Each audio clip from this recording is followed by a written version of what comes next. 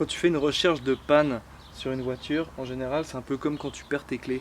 Au début, tu cherches dans les endroits logiques, genre la coupelle que tu as à l'entrée de chez toi, sous ton paillasson ou dans tes poches de pantalon. Tous les coins où tu penses pouvoir trouver tes clés, bah, quand tu commences à chercher dans un endroit complètement improbable, euh, comme ton congélateur, tu commences un peu à péter un plomb.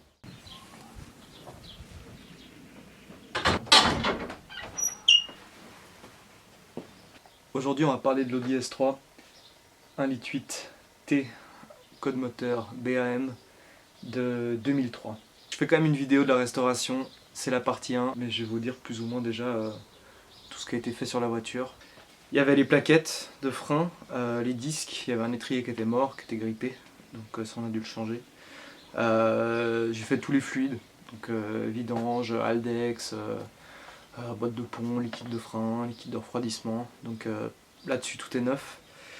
Il y avait les rotules de direction de barres stabilisatrices, il y avait les cylindres blocs, les biellettes de barres stabilisatrices, et on va dire que pour l'instant c'était déjà pas mal. Après au niveau esthétique, j'ai changé les optiques de phare, j'ai recollé le ciel de toit, c'est une maladie sur toutes les voitures du groupe VAG de cette époque.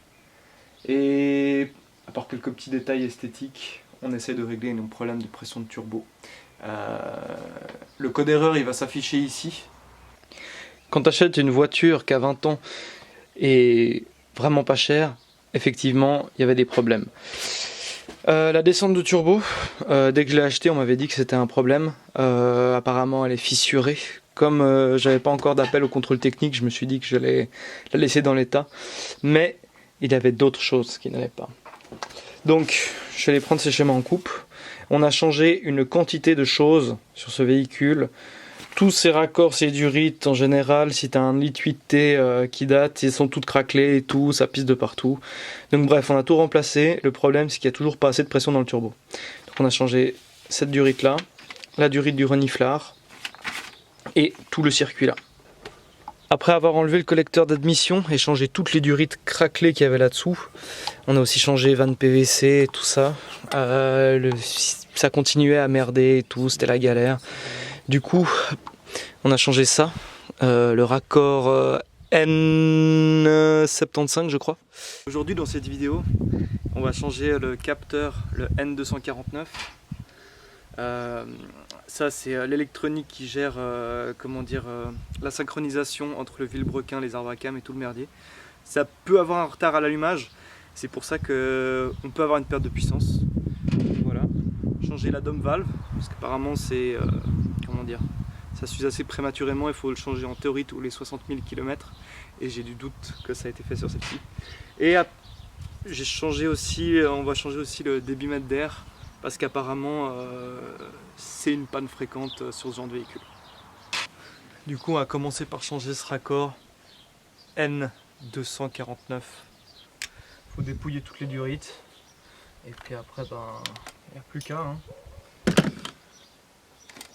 Donc là c'est une connectique, c'est juste un clip tout simple. Après ça je crois qu'on peut l'enlever de son logement, je crois qu'il y a un câble plastique. Et puis voilà.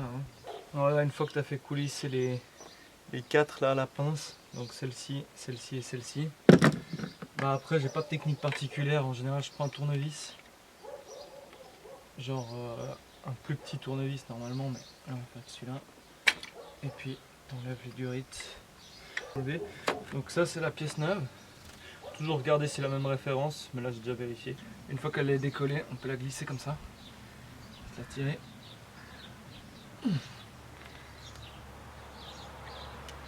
Ok, il y avait quand même un peu de pression dans le système. En fait j'essaye vraiment d'y aller gentiment au début parce que je veux pas casser la durite.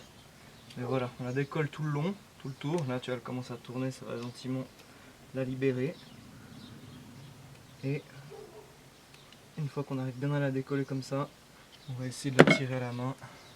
Normalement elle devrait venir.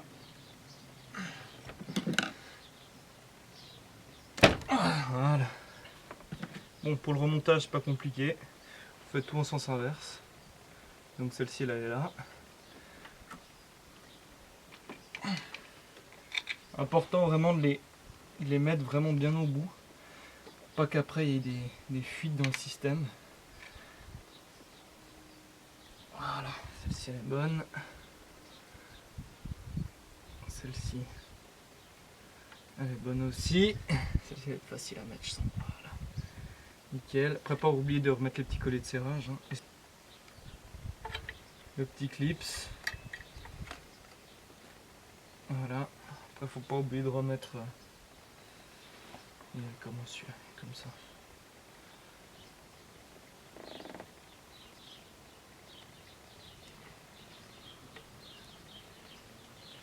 Je suis dans la caméra? Ouais. On voit rien avec mes gros doigts. Voilà.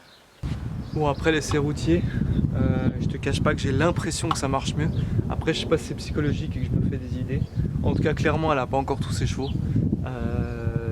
Du coup, on va changer le débitmètre d'air. Donc là, il faut démonter le boîtier. Il faut enlever celle-ci aussi. Ce manchon, je l'avais déjà changé. Ah oui, puis ça, il faut aussi enlever le capteur. Voilà. Hop.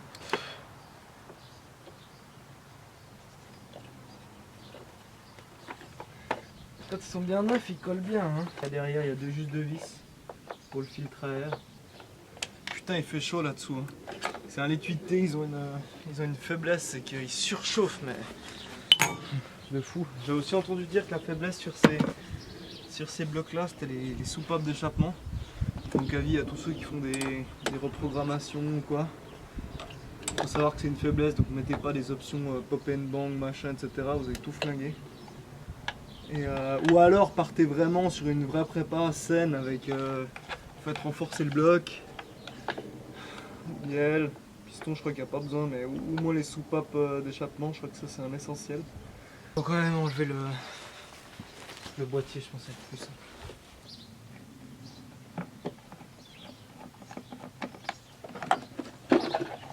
Voilà. Donc là, on voit bien, on va changer cette pièce là. Il suffit d'enlever les deux vis, une ici et une là. Moi forcément, je voulais le faire directement sur le bloc, mais vous avez vu, mieux vaut le démonter puis faire ça sur la table tranquille.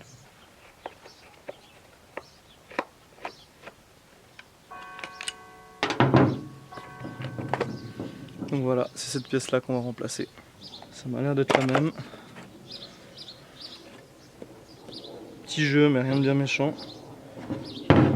On remet juste les deux vis, on remonte tout et on va regarder si ça marche mieux. Ça me ferait plaisir que ça marche mieux. De toute façon, tout ce qu'on remplace là, même si c'est pas forcément les symptômes de cette perte de pression dans le turbo, c'est de toute façon des pièces d'usure qu'il faut remplacer de temps en temps, quoi. En tout cas, si les gens qui font des reprogrammations, ils disent ça tient même pas 60 000 bornes. Bon, après, je suis pas Rothschild, hein, moi j'ai acheté c'est du Ridex, hein, donc voilà, ça vaut ce que ça vaut. Bon, je sais pas pourquoi je vous filme ça, hein, c'est vrai que c'est pas compliqué, après il suffit de remonter, foutez le capteur et puis essai routier numéro 2. Bon, alors maintenant on va s'occuper du capteur de position Abracam. Il se trouve juste derrière le cache distribution là. Donc on va enlever la pipe qui va au turbo et puis on va remplacer ça. Et j'espère que cette fois on aura localisé cette putain de panne. Parce que ce code erreur il est long, je vous l'afficherai là le code erreur, mais laisse tomber, il peut y avoir plein de trucs qui foirent. Comme j'ai pas envie d'aller chez Volkswagen puis de payer un bras pour un vrai diagnostic. Jamais c'est une douille de 13. Hein. Donc faut enlever celle-ci, on va démanchonner là. Ensuite on enlève la pipe, on va juste la mettre comme ça, je pense qu'il n'y a pas besoin de déconnecter tout le reste. Et on va avoir accès pour changer ce capteur.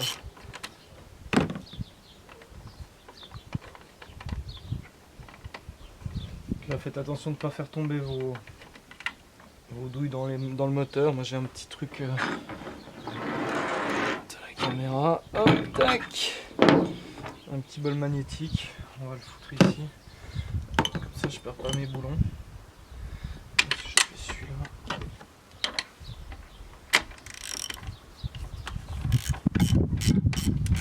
Bon, ça je mettrai sûrement en accéléré parce que ça a pris du temps.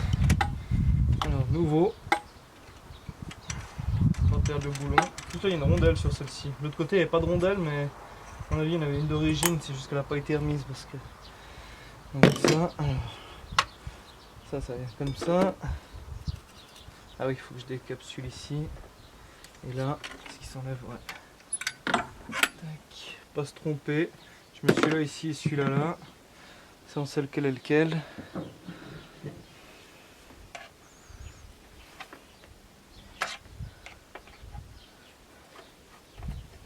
C'est bien aussi de vérifier apparemment dans cette pipe si c'est encrassé là. Ça peut aussi causer des pertes de puissance. Je pense pas que c'est le problème qu'on a là. Mais vu qu'on démonte, c'est pas plus mal de checker quoi. Ok.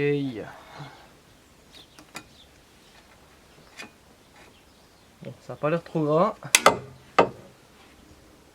C'est un peu sale mais ça va. On va dire que pour moi ça reste potable. Alors on va le mettre ici.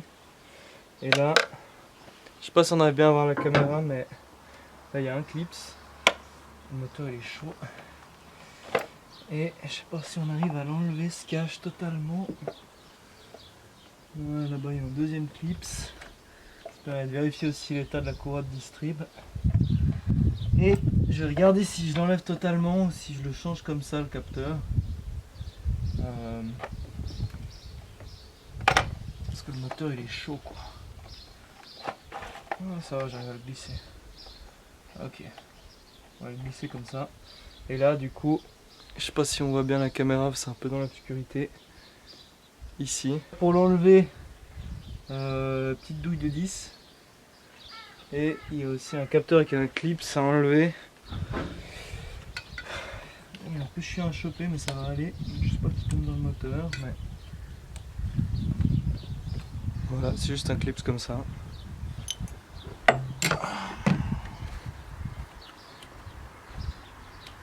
Voilà, le capteur il s'enlève en 2-2.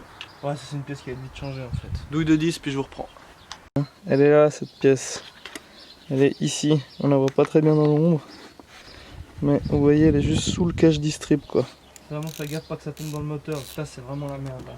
Parce que là il y a la distrib dessous. S'il y a juste ne serait-ce qu'un écrou qui s'emballe dans la distrib, alors là vous êtes bon. S'il y a une distrib qui se cale, vous pouvez changer votre moteur. Hein. Ciao quoi. Puis les soupapes et tout, après c'est une vraie galère. Effectivement. Hop. Elle a l'air assez propre. Hein. Bon, on va quand même la changer, hein, vu que j'en ai une neuve, mais j'ai des doutes que ce soit ça le problème, mais bon, on essaye. Hein. Ah, le 1.8 turbo. On l'aime. Ce qui est bien, c'est que ça, c'est un peu le premier moteur un peu sportif du pauvre, quoi. Maintenant, sur le bon coin, on en trouve à moins de 1000 balles. Et franchement, bon, ça demande de bricoler un peu, hein, ça c'est clair, mais franchement, si vous l'entretenez bien, c'est des moteurs qui sont vraiment éternels, quoi. C'est costaud. Bon, cette année-là, avec la version BAM, là, ils ont un peu abusé, il y a un peu des durites partout, c'est un peu le bordel. Mais il n'y a pas beaucoup de place pour retravailler, quoi, vu que c'est quand même un gros moteur pour une petite catégorie comme ça. Mais bon, on va pas se plaindre. Si vous êtes sur cette vidéo, c'est sûrement que vous n'avez pas les moyens de vous acheter une RS3 dernière génération. Donc il y a de fortes chances vous ayez aussi craqué pour leur liquide turbo. Du groupe Varage. Bon, comme j'ai dit, les seules faiblesses sur ce bloc, c'est que ça chauffe beaucoup. Et qui dit chauffe beaucoup, dit potentiellement devoir faire un joint de culasse à un moment donné. Et deuxième faiblesse, les soupapes d'échappement. Et bon, moi j'en ai eu beaucoup dans les 8T. Qu'est-ce que j'ai eu comme problème? Ouais, j'ai eu un démarreur grippé. Sur le dernier, j'ai une sonde lambda. Les soufflets de cardan qui craquent au bout d'un moment. Mais sinon, ça tient bien. Hein. J'ai jamais eu trop de problèmes. C'est le. J'ai une autre Audi, bon pas en bas, mais avec le 1.8 T en 180. On va remettre le capteur, pas l'oublier. Tout est ouvert. Ah bah voilà, c'était pas si compliqué que ça. Bon voilà. Maintenant il suffit de tout remonter. Donc remettre le cache distrib. Important de bien le remettre hein, parce que si la distrib elle commence à frotter, c'est vite la merde. Bon, il n'y a rien qui touche, il suffit de tout remenchonner. Hein. Tac, hop. Vu l'heure qu'il est, je peux pas vraiment faire plus long. J'aurais bien aimé changer la dome valve, mais ah vas-y, là faut démonter trop de trucs. Pas le faire aujourd'hui. J'ai déjà regardé si ces 3 trucs m'apportent déjà un petit peu plus de puissance. Donc à savoir le débitmètre d'air, le raccord N249 et le positionneur d'arbre à cam. C'est les 3 trucs que j'ai changé aujourd'hui, sachant que l'autre jour j'ai changé tout, voilà. Vanne PVC, toutes les durites, reniflard, etc. Enfin, tout enlever le collecteur d'admission, puis on a changé toutes les durites sont neuves en fait au-dessous. Donc voilà, plus qu'à resserrer tout ça et ça part de nouveau sur un essai routier. Bon, le problème est toujours pas résolu. L'ancien propriétaire il m'a dit qu'il allait changer les bobines d'allumage. Je sais que ça peut être une cause de soucis aussi sur ces moteurs là. Je le crois. Les bobines franchement elles ont l'air propres. Je les ai enlevées, si jamais l'astuce pour les enlever, je sais pas si on fait la netteté là, mais c'est les bobines crayons. Il y a un capteur ici, comme tous les capteurs il y a un petit cliquet qu'il faut pas merder, vous voyez il encoche dessus si jamais, ça veut bien faire la netteté. Voilà. Pour les enlever, la petite astuce si elles sont grippées, c'est que moi je prends un riselant, quand elles sont bien grippées comme ça, je les mets dessous, puis je tire. Donc le but ça va être d'enlever la bougie et de regarder, je sais que c'était aussi pour un 1,8T, celle-ci, c'était pour une Golf GTI 4 et MK4. C'était aussi le 1,8T mais c'était un 180 chaud et c'était pas le même code moteur, donc ça se trouve avec les références c'est pas le même. Donc peut-être qu'on a de la chance, peut-être pas. Donc je vais démonter les bougies et si c'est la même ref on mettra des bougies neuves et peut-être que ça peut aider. Bon, techniquement l'ancien propriétaire s'il a changé les bobines, logiquement il a dû changer les bougies avec, mais bon, dans le doute on va aller vérifier ça. Puis aussi de vérifier l'état des bougies, c'est pas une mauvaise idée parce que on peut voir si le moteur il est trop riche, s'il est trop pauvre. Voilà. Là on est sur un beau brun. Un petit peu sec, je dirais qu'elle roule un chouïa pauvre. Bon alors après avoir vérifié les références, ça passe. Donc je vais lui mettre les bougies neuves. Et puis ben on va voir comment ça avance cette restauration. On dirait pas, là c'est juste une journée de boulot, hein, mais ça fait plus d'1 an hein, qu'elle est dans le jardin et puis tous les week-ends je passe du temps dessus. Donc. Bon, la bobine crayon, moi ce que je fais c'est que je mets un petit coup de nettoyant franc là-dedans, petit coup de soufflette.